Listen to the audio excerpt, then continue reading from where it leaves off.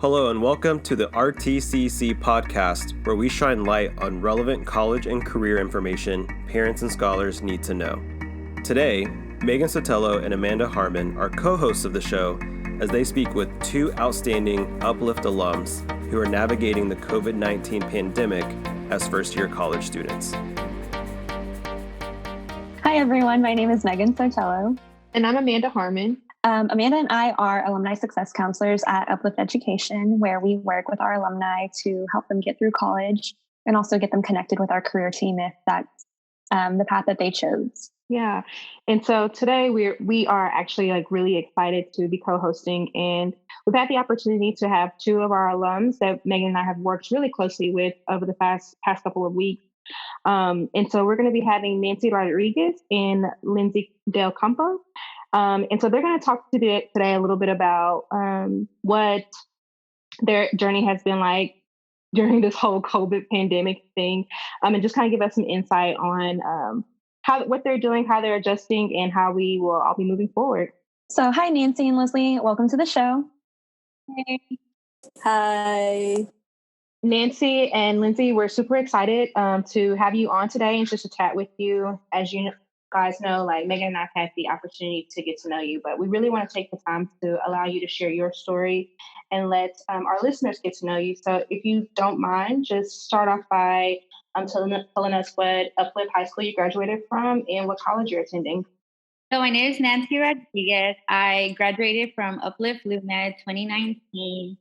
I am attending University of Houston as an architecture major. Hi, I'm Leslie Del Campo. I also graduated at Uplift Luna in 2019, and I'm attending the University of Texas at Austin. U of H and UT are great schools. How did each of you decide on your respective universities, and what was that whole process like? Leslie and I know we both were in RTC, and we were there through the same journey. We would always be there and submitting applications, and it was our moment to be hey, we're both doing a scholarship. We're both doing this. Can you revise my my essay or this and that? And I can speak about Ms. Jessie. She was the one always looking for different scholarship for me due to my since I'm a DACA student. So it was very difficult for me to even go about universities in general, just because they're the expenses, and my family just couldn't afford the full amount. And so it all went down to the scholarship that I received. And that was my path to go. I was just you know what, God, you have all these options for me, and the one with the most money is that wins eventually. Yeah, as Nancy said, I remember the both of us just sitting there working hours upon hours. We even had the same college transitions class, and we would still be working. For me, I would have to say that the University of Texas at Austin, I suppose, was always within my view. My family is the University of Texas family. They're not an A&M family, sorry. So it was sort of one of those things where it's oh, well, I guess since I was accepted here and since I know this is somewhere I'm familiar with, it would be smarter of an option to go there since I kind of know the city and I knew the campus already before I went there. Nancy and Leslie, since you're both college freshmen, can you give us a little bit more context about what your first semester was like and how you adjusted to college? Oof. Oh, wow. Alrighty.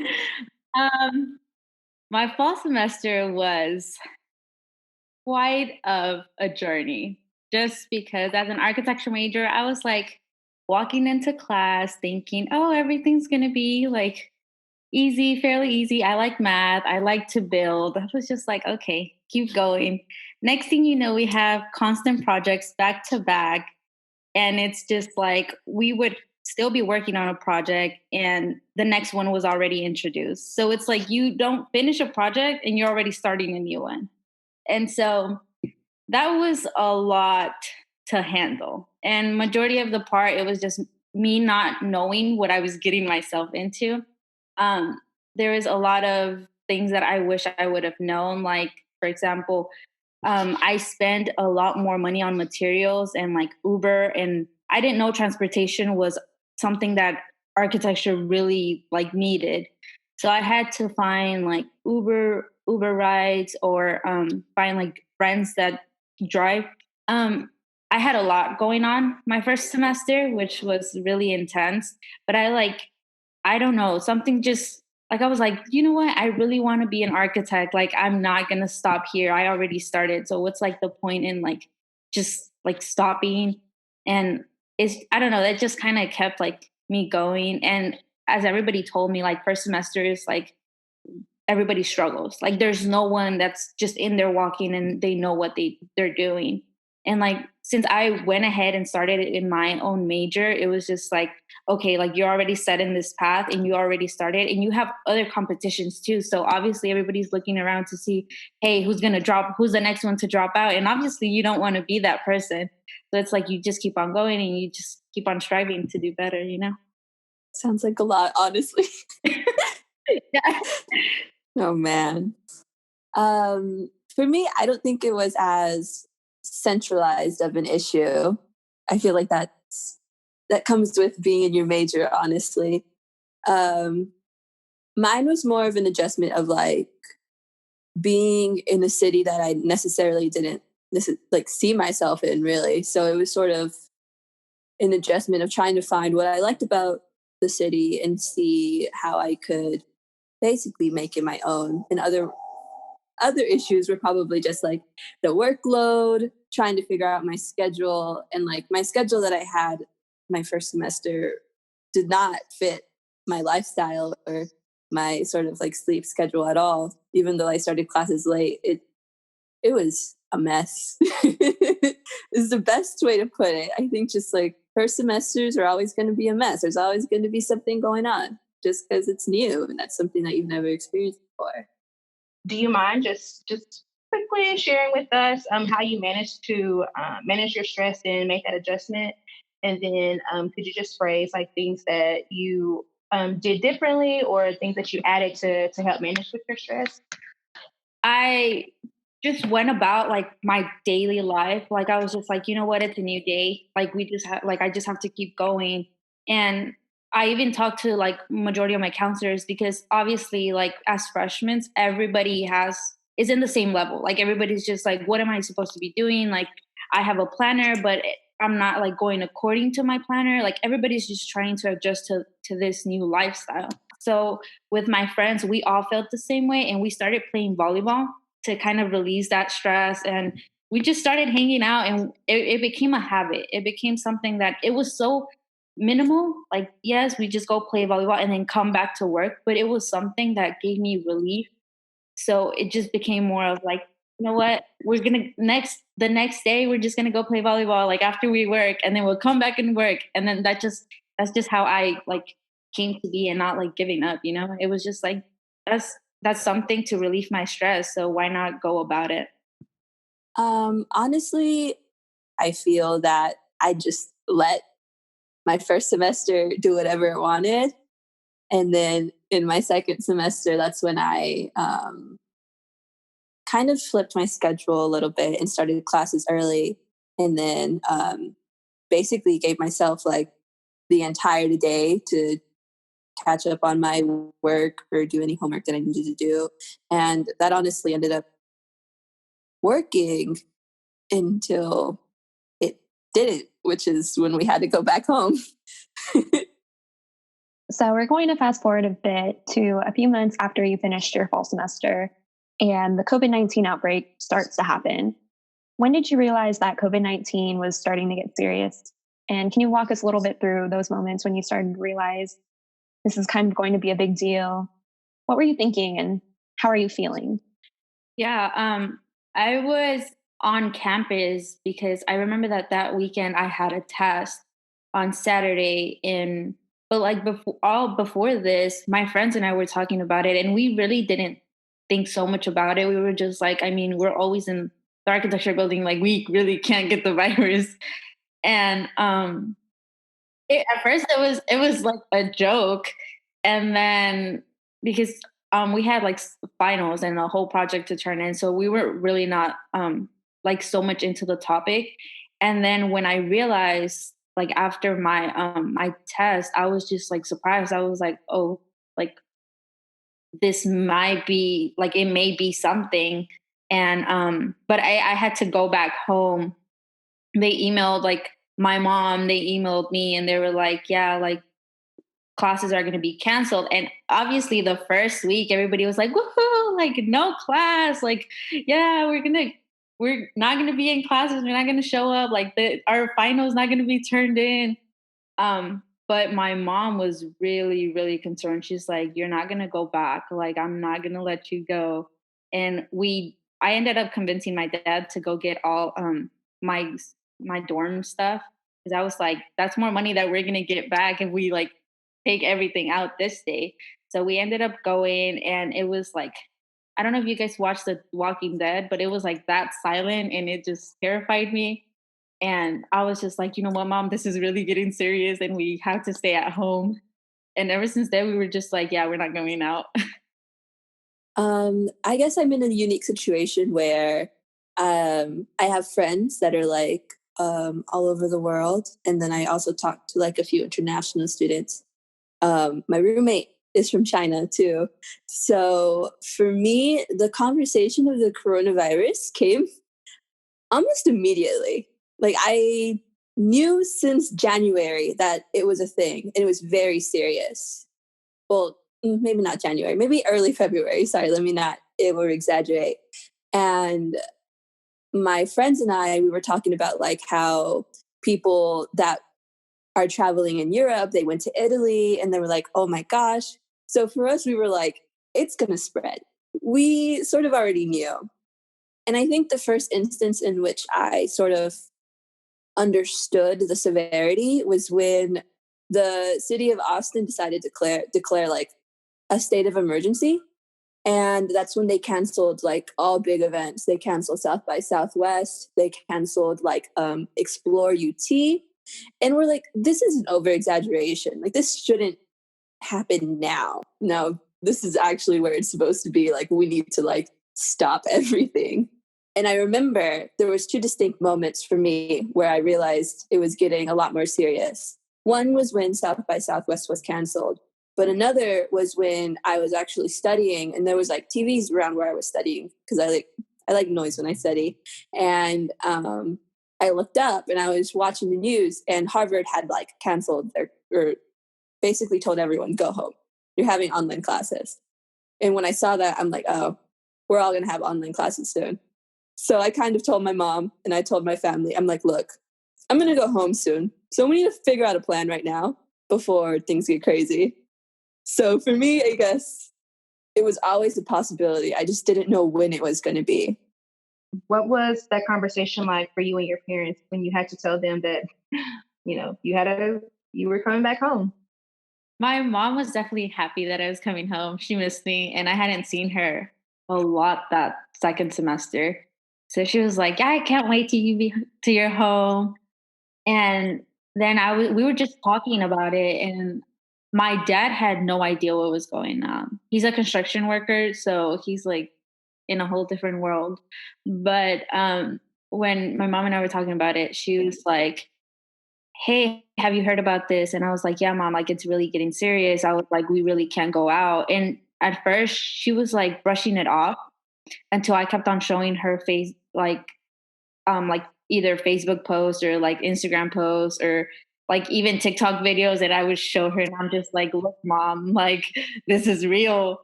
And she was like, no, it's not. And so she figured out that it was getting serious whenever her job was like, you know what, we're going to start minimizing like people working here.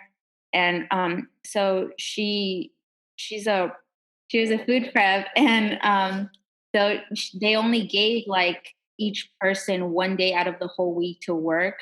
And she was like, that's not something that can support a whole family. So it was it was an intense conversation because she was freaking out on like what's gonna happen. Like, do we just stay home on lockdown? But how are we gonna go get food? How are we gonna go get this? And like my brother, he also like plays soccer, so everything was canceled for him. His trip to Spain was canceled. Like it was just a lot of things going on. In my situation, I kept on giving them hints, them being my mom and like my extended family, not my grandparents, because they don't need that type of stress. Since I had been texting her and like she already suggested like maybe 2 weeks before, she's like, let me know if I need to go pick you up. When I told her, it was more just like, I kind of knew, let me get out of work, let me go get you. Just because we kind of knew the severity already.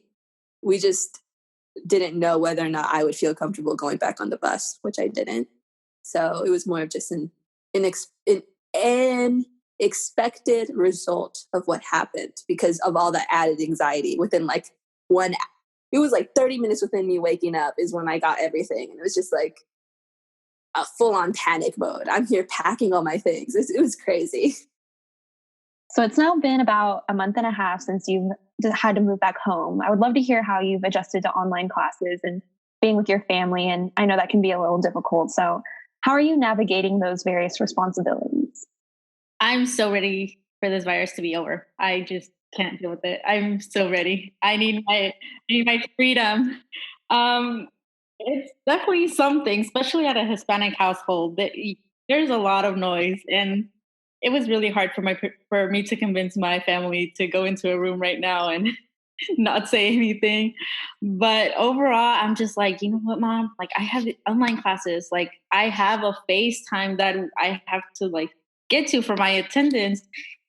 And next thing you know, she'll walk in here, wash dishes, or my brother's like, Mom, can I have this? And I'm just like, you guys, I'm on a class right now. Like, can you guys not? But the first few days, I was like, relax. I wasn't worrying about any of my projects. And now that it came to like the classes itself, it's really hard to manage my time properly just because at universities, I was like, I didn't have a time like to eat or a time to like tell someone that I'm going to go to sleep at this time. And my mom is starting to get used to it now. The fact that I like do wake up by myself and do my online classes. And within the 24 hours, I sleep like after my classes from like 1 to 3, and then I get all my stuff done and get ready for the next day. And here it's like my brother wants to go play volleyball outside, or my mom wants me to go walk the dog, or she wants me to clean this or clean that. So that's been a struggle just because I can't manage my time properly.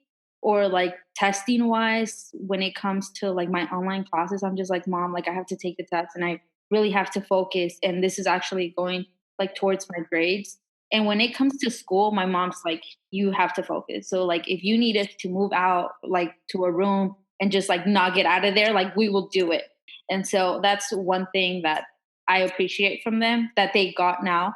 But my dad, since he's working, he doesn't know what my schedule looks like. So he just thinks I'm like on a computer just doing a little bit of work and that's it. But that's not what it's all about, you know. But with architecture, you have new things Monday, Wednesday, and Friday. So it's like new projects and new things. And my mom's like, oh, you're going to work on another project? I'm like, yeah. And she's like, are you going to stay till like 10 p.m.? I was like, no, Mom, like this project needs to be done for Tuesday or like for this day. And she's just like, oh, okay. But they get mad at me because they don't like me to like have like a decent like 8 hours sleep, because I just can't, like the major just doesn't allow me to have those hours of sleep. So they're just like, why don't you go to sleep and this and that? I'm like, Mom, the work is not going to get done itself. Like I just have to. And I feel like this whole online situation, like I appreciate it because it's like less stress within like architecture. Like now I don't have to build, but it has definitely been such a like kind of complicated situation just because what the professor is trying to assign, like most of the students don't understand. And so we're always like constantly back and forth texting each other. But like at the end of the day, we only have 2 more weeks. And I just told my mom the exact same thing. I'm like, Mom, we only have 2 more weeks and then I'm done. I don't have to wake up at this time. I can help you cook. I can help you do all of this without me being like, hey, I really have this going on. And I think she's excited. She even ordered a volleyball net and a pool. So that's the rewarding side of it. But it has definitely, like, time has really been a struggle in a Hispanic family household. So yeah. I don't think that I would ever get adjusted just because of how weird everything is and like how my optimal workflow is. For me, I liked moving around in different places to do the exact same thing. So throughout a day, I would say like a hypothetical day, I would be on one side of the campus in a dorm area that had like spaces for me to sit. Then I would go to the union and then I would sit there. Then I would go to a different area in the union and sit there just because I liked different sceneries despite like being in the same area. And here, especially whenever you're not allowed to be outside, and my family would prefer if I'm not outside, that there's a sort of limitation in scenery, I guess. There's not anything else besides the room or the kitchen. And for me, the kitchen is really loud because all I hear is like noises and then people come and ask me questions. I've done the best that I can, which is just working until like 4:00, 5:00. And that's when I sort of like tend to check out. And then I'll go back at 10, do my essays because I work best at night when writing essays. So I'll be like from 10 to like 2, 3 writing essays. Otherwise, I think within like my family, my mom understands. My grandma, I don't know if she understands, but like she leaves me alone for the most part. But my grandfather, I don't think he understands like I'm still in school because he's always like, why don't you teach her how to my mom and my grandmother, like, oh, why don't you teach her how to do this? Or like, why aren't you helping cooking? Or why are you not helping like sewing masks? And I'm like, I still have school. I have a responsibility. There's not a lot of free time in my day. All I'm doing is on my computer all day. I don't know what you want from me. So it's sort of like a bit of like tension, I guess, because no one really understands what I do on my computer. They just see me at my computer and they're like, no, you're not doing work. Let me tell you, I can totally relate to what you guys are feeling. Since COVID-19 and our schools have been, we've been working remotely.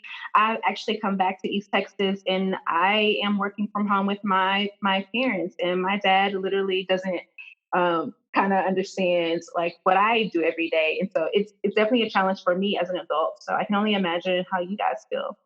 All right, so I think this will be a great transition for the next question. So what would you say has been the most challenging thing about all of this for you guys?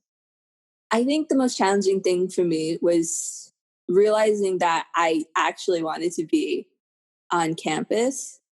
I tend to think about this one afternoon. It was a Friday afternoon, and I was talking to my friend who was in Europe, who was relaying the information back to me about like how COVID was progressing over there. And it was just very like serene for the very serious thing that we were talking about. And I think I just miss existing. Like here, now the only association I have with like waking up is like, oh, I got to do my classes. I got to do this. And then I eat a little bit. I do my classes some more. And then that's it. And I think the biggest difficulty is realizing that all my international friends that I had at school will no longer be there when I get back. And then there's also like, there were so many things that we were supposed to do, and there were so many places we were supposed to go, and like just realizing that you missed out on so much, and almost realizing how much I took that for granted, even though I wasn't necessarily the most social person and I just kind of liked existing outside.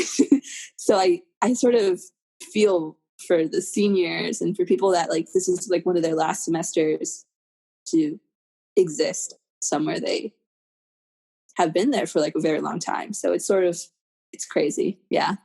It's the best way I can put it. Yeah, like going out, being me, expressing my feelings. Like I just feel like I'm like behind a cube and I just can't go out. Like I just feel like I've been trapped. And like Leslie said, I took everything for granted at like my college life experience just because yes, I would wake up, but like, hey, I'm actually like by myself. Like I don't have to tell someone that, oh, I'm gonna wake up at 9 or I'm gonna wake up at 10. Like just that liberty of me really I really wish we could just have back.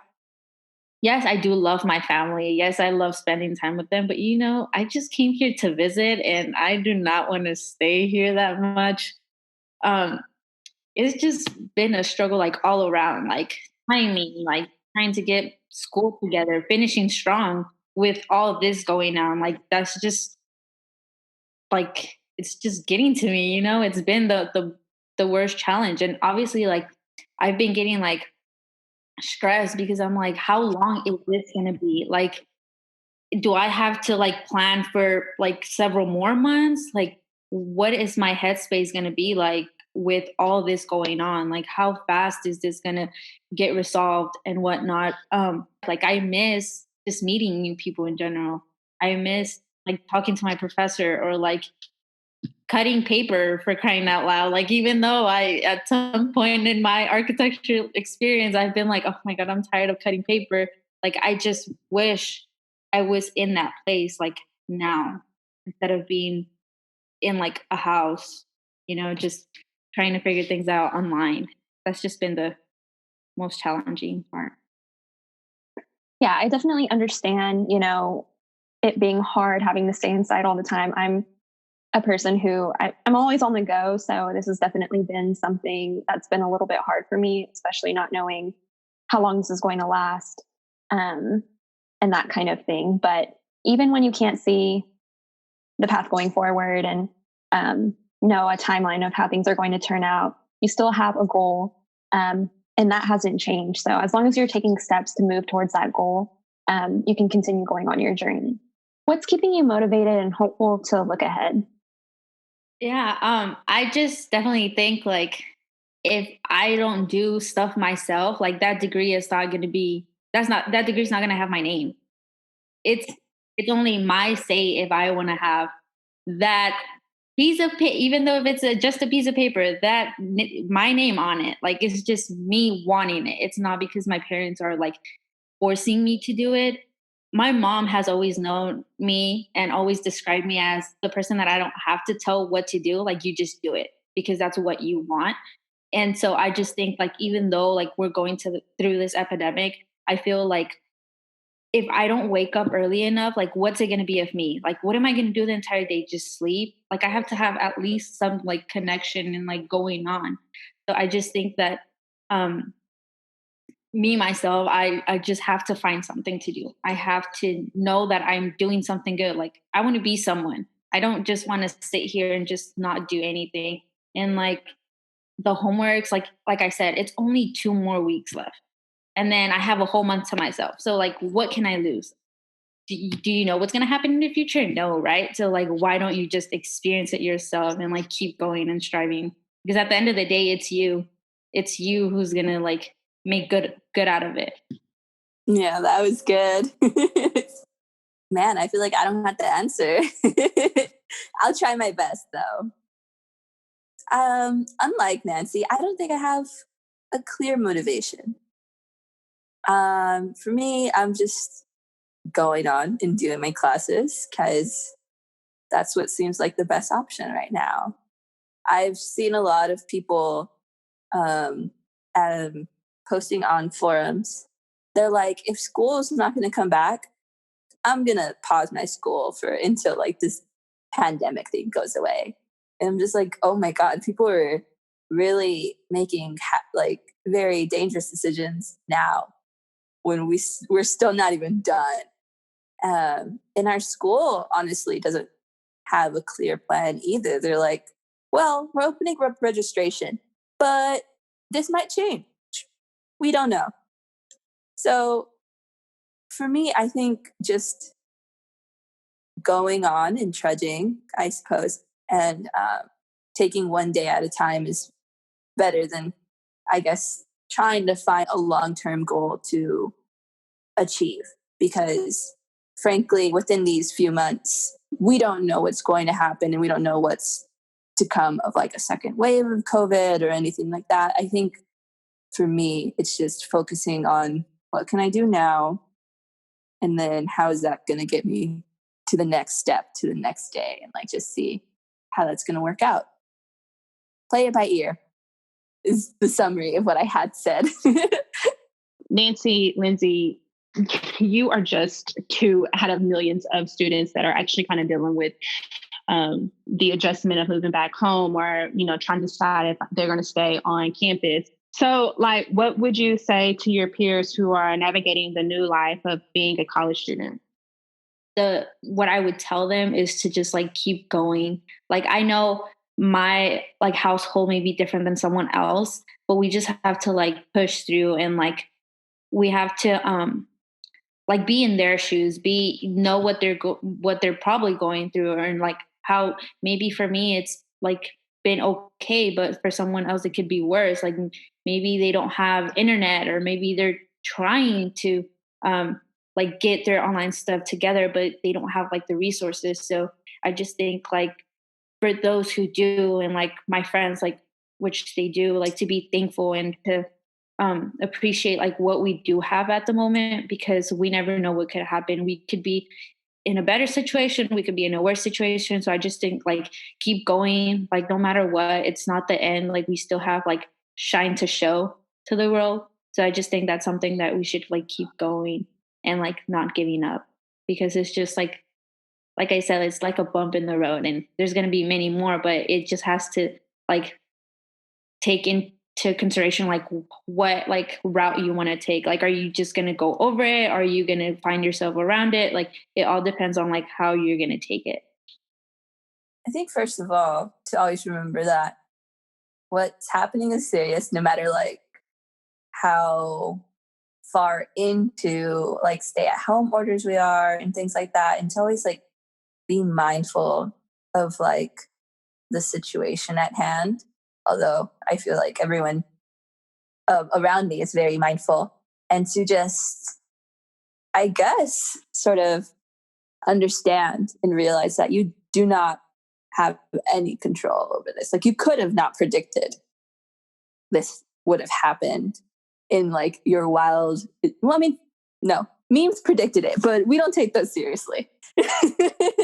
It's just, there's almost nothing you can do about the situation. And I hope that thought in that acceptance is what brings you solace, because otherwise I think stressing over something that you can't change won't do you any good, especially when like there's so much other outside pressure and like things going on. And to just keep in mind that like if you need to take a break from classes one day and like you just can't, or like a few days, like I say just take it, because you're better being like calm and like a sane person to just like wear yourself down to the bone to a point where like you can't continue anymore. So I guess be mindful about your own personal health and understand that it's not the end of the world. If you had the opportunity to talk to parents of the world who have their adult children home from college, what advice would you give to them as they navigate being a parent of a college student that is now having to be at home during all of this? I would definitely say to take it easy on the college students. Like, yes, they have like chores to do at home. Yes, they're living under your roof. But in order for them to succeed, in order for them to provide to the homes, like they should finish school, because at the end of the day, a diploma is going to get you to like places, and for the parents just to like support their kids, like not just like they're not the only ones going through it as well. Like, yes, some parents may have the difficulty and experience that they do have to go and work, and other students do have to like help out around the house, but they should like cut some slack on them and not be so harsh on them, because they are trying their best. Like my brother and I, like we have been trying to just keep going. It's just like school. Like, what would you do in that case? Like, yes, you will drop off your kids to school. You'll do this and that for them. And it's just like that. At the end of the day, they have to do homework. They have to find time to do this and do that. But just for the parents to understand that college is a lot different than high school. They don't just give you a few assignments and then you have to turn in the next day. Some are big deadlines. Some are like minimal assignments. Like, it just all depends on each student, and everybody goes through a different path. So just being understanding and supportive would be like the key to go about it. Nancy, you just say all the right things. Now I have to think of like something else to say, which isn't a bad thing. I guess to hammer home the point, just cut people some slack.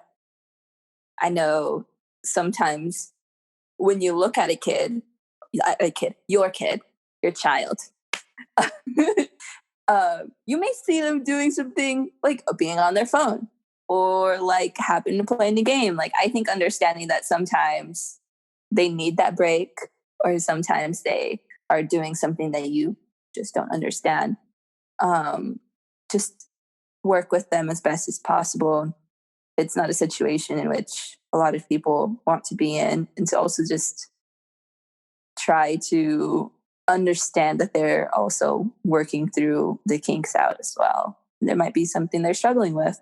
And that comes with time and a learning curve, honestly, because no one really knows what's happening sometimes. So I think it's just being patient with your child. It's the best route to go. Man, it's really crazy to even fathom, to even ask this question, but what are you going to do? Like, what's going to be the first thing that you're going to do when this is all over with?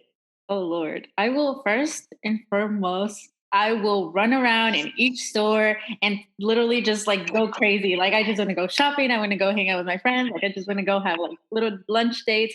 Oh, I'm just so ready to go out and explore. Just can't wait. I'm looking forward to when everything officially goes down. So like wait for the craze to happen, and then I'll be like, okay, now I can go outside. And then I think the first thing I would do is just sit down at a restaurant or sit down at a coffee shop. Yeah. And this is one thing I miss the most, is just having to just sit down somewhere and eat. Well, I definitely want to just both say thank you to both of you ladies for just being extremely vulnerable. And it really shows that I think it doesn't really matter what walk of life you're currently at, that you're in, that we all kind of are experiencing the same emotions and thoughts. It may be in a different capacity, but like there's so many things that I did agree with. I think we all can relate. And what I just really appreciate from you ladies is that you were able to convey that with so much honesty and genuineness, that I think this can really touch not just college students, but parents. And I think high school students that may be thinking, what will their first semester look like in college? I mean, I think like this can even give them insight on what their summer's going to look like. So again, I just thank y'all so much for just speaking from the bottom of your hearts. Yeah, to kind of go off what Amanda said, I just want to thank you guys for opening up and sharing your experiences, because we're all going through something different, even though the situation's the same. We're all at home. So I really commend you guys both for doing school and like helping out with your families and being there for your parents. And that is a lot of work. It was good to know that there's people that want to know what we're going through, just to kind of let everything out and, make others understand that they're not in this alone. And there's people like us, college students, that are struggling and trying to get through it just as much as they are. Yeah, I agree. Thank you for taking the time to listen. I know that at least I said what's not necessarily of the brightest of lights, but I'm happy to share anything I can. And I hope that everyone feels a little less isolated in the situation that they're in, despite the circumstances, honestly. So yeah, thank you. But we definitely appreciate you taking the time to just chat with us and share your story again. Although this has been an adjustment, we are super happy that you both are doing well, and we hope to stay connected with you. Thank you guys for having us. Thank you. So Nancy and Leslie, thank you again for joining us. I know Amanda and I work with you guys throughout the year, but if you're an alum and you're listening, or you're a parent of an alum and you'd like to get in touch with us, there are a few things that you can do. You can reach us through email at upliftalumnisuccessteam@uplifteducation.org. Or if social media is your thing, we have a Facebook, so you can reach us at Uplift Education Alumni, or on Instagram, because I know some of our younger alumni don't think Facebook's cool anymore. But you can reach us at Uplift Alumni on Instagram. And just remember, you're not alone through this. We're here for you, whether you need help with school or you just need someone to talk to. So we're always happy to help you guys. Hi everyone, thanks for listening to today's episode. You will find details mentioned today in our show description.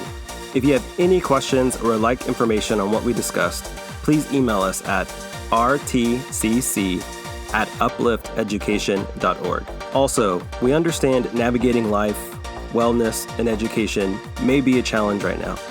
We at Uplift want you to know you're not alone. We are on this journey together. And to help you stay informed, please visit uplifteducation.org/COVID-19, where we post all the updates and information you need to know. As a reminder, please do not forget to tune in next week for our new episode. Until then, be well and shine through.